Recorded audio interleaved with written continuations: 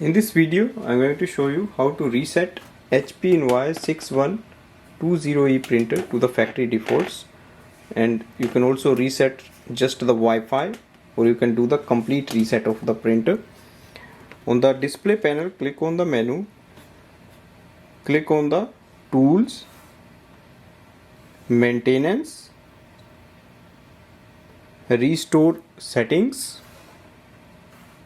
It will give you two options: restore network setting and restore all factory defaults. You can select the one you want to reset it to the factory defaults. The second option, click on the restore.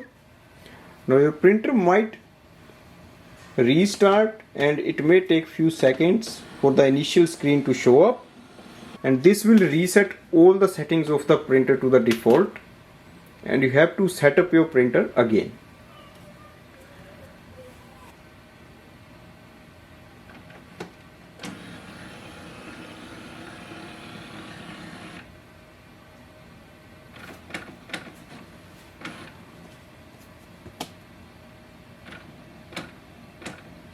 Thanks for watching.